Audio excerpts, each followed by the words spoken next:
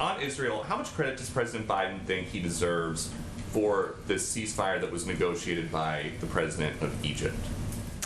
Well, first of all, the president's focus was on one objective, which was bringing an end to the conflict as quickly as possible. As you know, and as our briefing day in and day out was evidence of, there was criticism, and as Darlene's question was evidence of, there was criticism coming from many sides. We kept our head down, focused on our strategic objective, focused on intensive, quiet diplomacy to bring an end to the conflict as quickly as possible.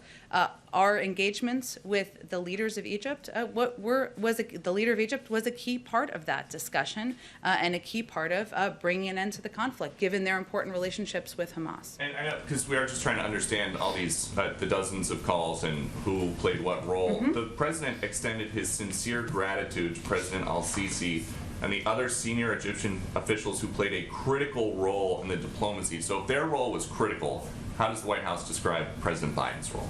Well, again, Peter, I think what I can do here, what the president was conveying is that this was an effort, much of it coordinated by the United States, much of which he was involved in personally, engagements on the phone, engagements with his team, a commitment and a driving desire to keep the strategy aligned with what we knew would help bring an end to the conflict as quickly as possible. He's also someone who wants to give credit where credit is due, and that includes the role the Egyptians played and the role many countries in the region played in working to bring an end to the conflict. And then quickly, and also his team. I mean, he called out Secretary of State Tony Blinken, he called out his National Security Advisor, and also our UN Ambassador Linda Thomas-Greenfield, who played an important role here as well.